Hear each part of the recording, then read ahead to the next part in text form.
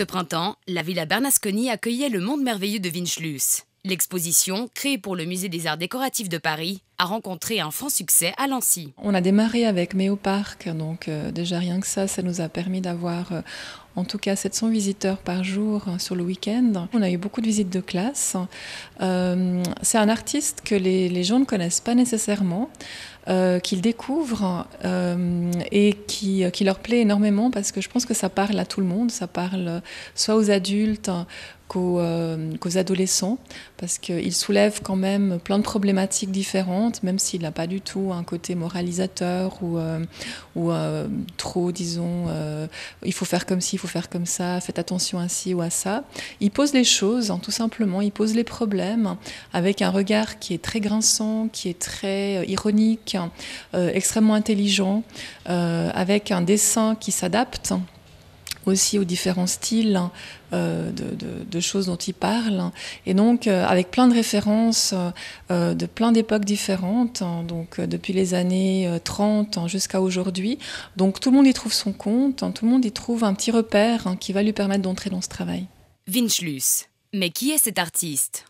Vincent Paronneau, de son vrai nom, est un créatif hors norme aux multiples facettes. Il soulève plein de problèmes différents.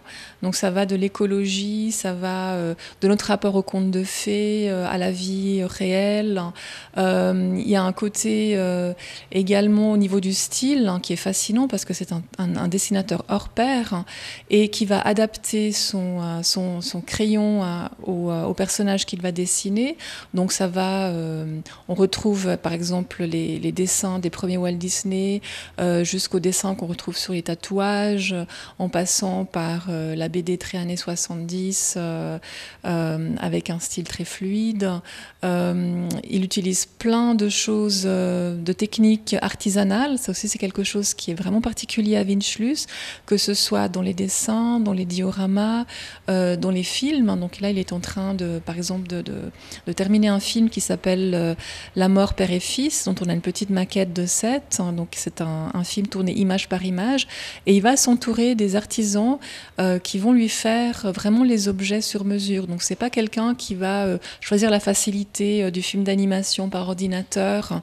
Je dis pas que ce soit facile, mais disons il va plutôt privilégier l'artisan. Windschluss est un artiste dont les divers discours ouvrent au questionnement. Il y a le discours écologique qui est très très fort, ne serait-ce qu'avec le dessin animé de Monsieur l'Huile, avec la grande maquette du Barbap atomique.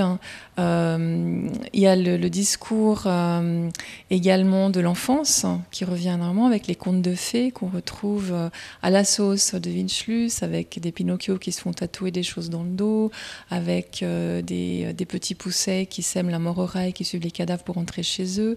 On a également le discours plus de guerre également. Est-ce que c'est bien ou c'est mal la guerre ? Ça, il laisse la question ouverte.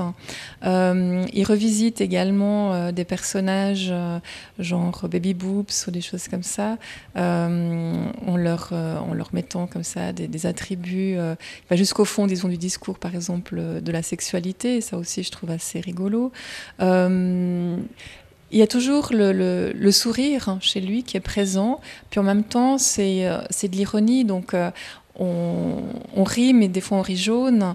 Donc il nous balade en fait de sentiments très différents, en émotions très différentes. Et ça, c'est quelque chose, je pense, dans une exposition qui est cadeau. On n'en ressort pas complètement indemne. Faire tomber le masque et montrer l'absurdité du monde à travers la culture populaire et l'enfance, c'est ce que propose Windschluss, qui lui aussi parle aux jeunes de 7 à 77 ans.